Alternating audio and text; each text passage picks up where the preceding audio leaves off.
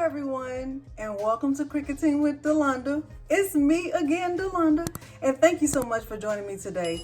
In this super quick tutorial, I will be showing you what I picked up from Dollar Tree today. I went to Dollar Tree and believe it or not, I spent exactly $4. Okay, that is probably a world record. I want my name in the books because I know that I accomplished something that most people cannot accomplish. I didn't even think I could accomplish it, but anyway, I purchased these little, I guess they're called, I don't know, dry erase easels. That's what I would call them. And I decided that I am going to try to achieve sublimation on these. So I purchased exactly 4 of these. I am going to use some of the laminate sheets. I've already cut some, but I'm going to show you my whole process. I already have my 2 images printed out that I'm going to use for this tutorial. And I am going to be using my Cricut 9x9 Easy Press for this. So without further ado, let's get started. The materials that you'll need for this project, I purchased these.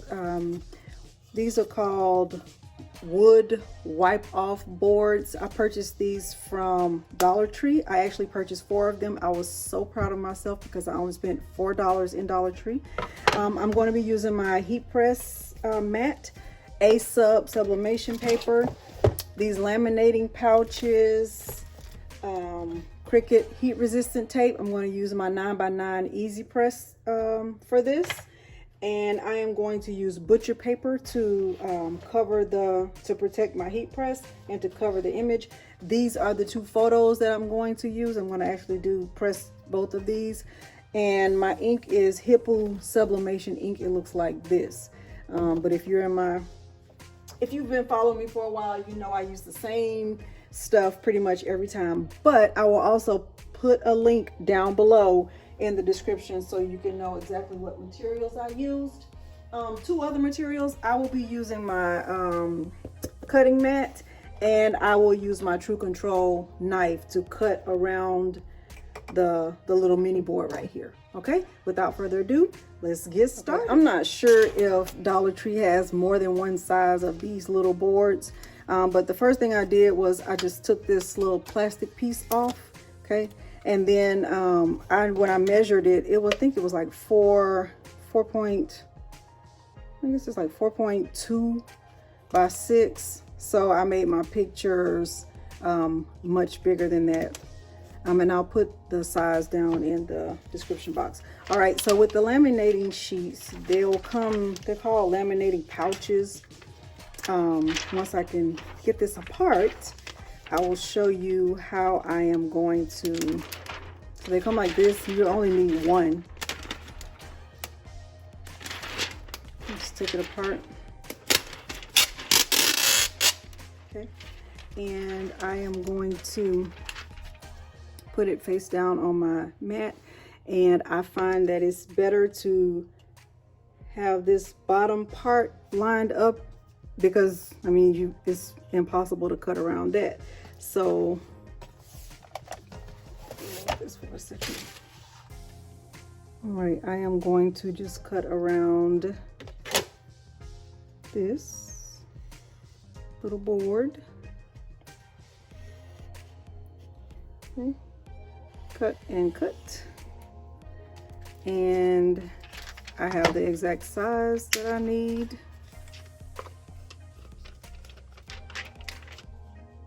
That is perfect. Actually, I'm going to make it a little bit bigger. I know you might not be able to tell, but there's a little small space right here where there is the laminating sheet is not on top, and so that part won't the sublimation ink won't get into it. So I'm actually going to cut it again, and I'm going to cut it a little bit bigger than I need it to be.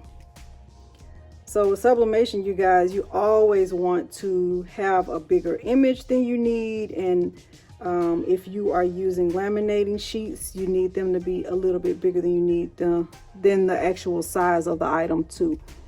And then you can just trim it after you finish the sublimation process. It's better so the sublimation More is more, not less is more.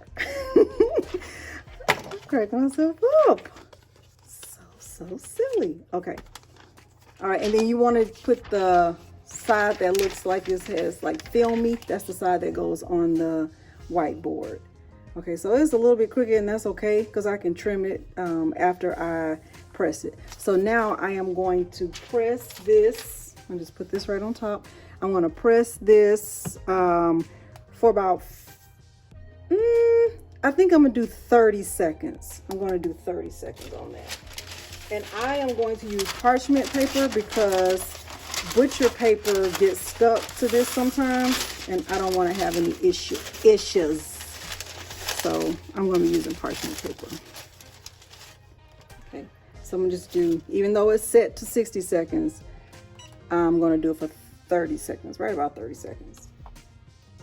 Because I just want to get it adhered to the whiteboard. Right.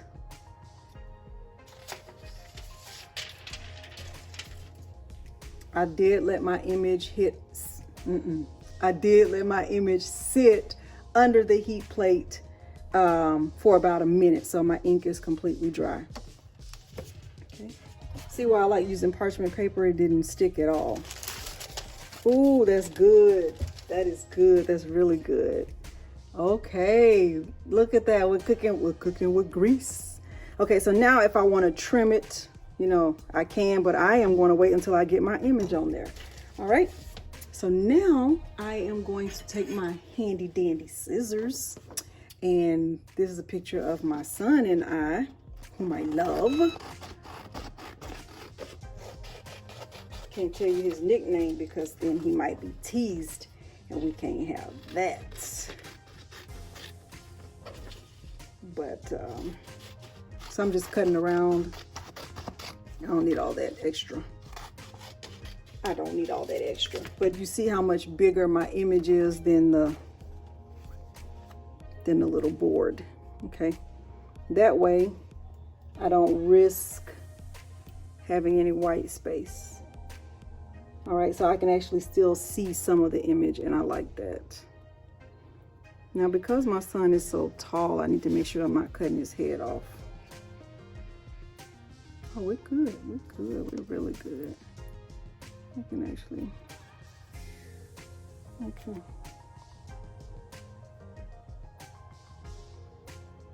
I like it. Just want to make sure there is no white showing. Okay, and then I'm just going to add some of my Cricut heat resistant tape. There is another, kind of tape that you can purchase. I prefer this. For most things, I prefer the Cricut brand because it doesn't leave any, I guess I call it residue. I haven't had any issues with the Cricut brand. I like it.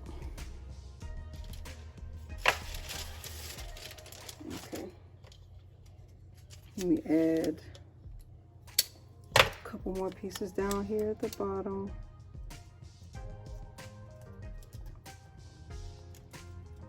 We don't want any ghosting. I'm so proud of myself. Ooh, I was so proud of myself. Spent $4 at Dollar Tree. Raise your hand if you can say you did that. Leave me a heart down below if you can say you've ever done that. I bet I won't have any hearts down below. All right. So now that I have my image, it's taped down good enough, I think. I am going to just turn it over, and I'm going to put my parchment paper back on top. And I am going to apply, I'm going to give it some pressure, and I'm going to do 400 degrees. And I think I'm going to go down, to 45 seconds. I had it at 60 seconds, but let's see what 45 seconds will do. And I am going to give it some pressure, okay? All right. And hopefully I'm giving it even pressure. I'm not very good at that. So thank goodness for heat presses that do all the pressing. And we shall see how this works out. And I have another one just in case it doesn't work out well. Come on, don't fail me. Y'all leave me comments below and let me know if you've tried sublimation on whiteboards before. I know that Dollar Tree sells other whiteboards in different sizes, but I wanted to try this. Hopefully 45 seconds was enough. Now it looks like I got a good ink release. It looks like I did. I'm a little bit nervous. I'm a little bit nervous. Ooh, I'm not crazy about that. Let me press it. Let me just try that again. Maybe, I don't know if I did it too long or not long enough. Let's see. Hopefully it was just not long enough. I don't like the, it looks a little bit wrinkled. I don't know. Okay. Ooh, it kind of stuck a little bit. Let's see. I hope I pressed it in the right spot. Let's see, y'all. Y'all got your fingers crossed? I have my fingers crossed. Let's see if we're cooking with grease.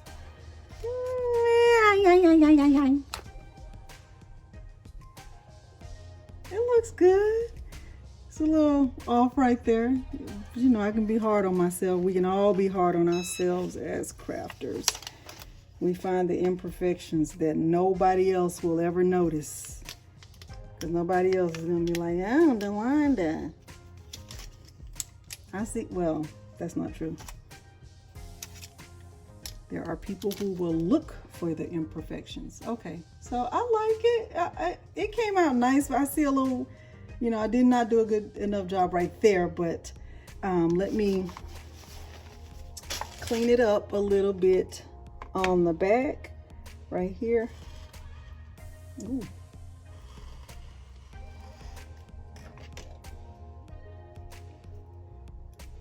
Okay, and on the side, a little bit, I'm being a little too extra with that knife, huh? Being a little too extra with the knife, sis. I'm like cutting through the, like I'm doing woodwork. Girl, ease up, girl. I guess I could have used my, I could have used my little mini. I like it. It's nice. Look how cute that is. Okay, so let's see. All right, let's do the other one. This one is a picture of, I like to call him husband. All right, and I will speed this part up because I don't want to waste your time.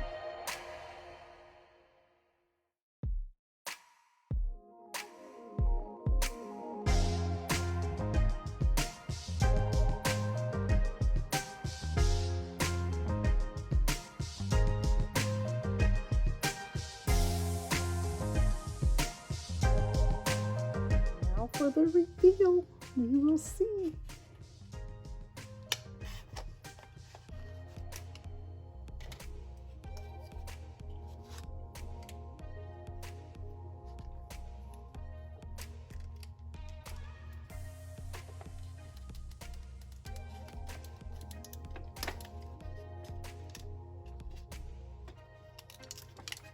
I taped it, didn't I? I really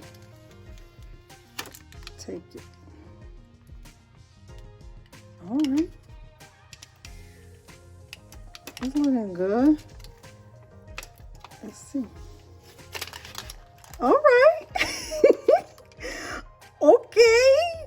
All right. Okay. All right. So now what I will do is trim away the excess and not be doing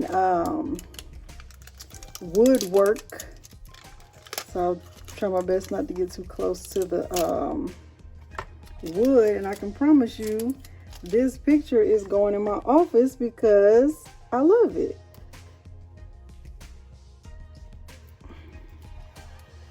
A little frame, little, look, husband, that's what I call him.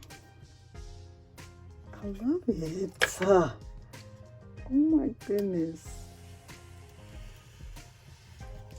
Oh my.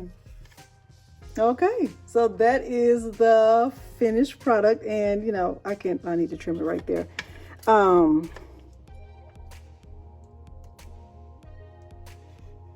This is going in my office. This is absolutely going in my office.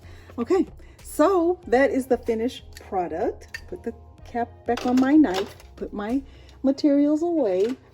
Thank you so much for joining me today. Please leave a comment and let me know how you like this process. I'm very pleased with how both of these came out. I still need to trim the bottom of this one, but I'm very pleased with how they came out. It's another thing that I could add to my list of sublimation projects. So $1, I mean, you really can't beat that. All right.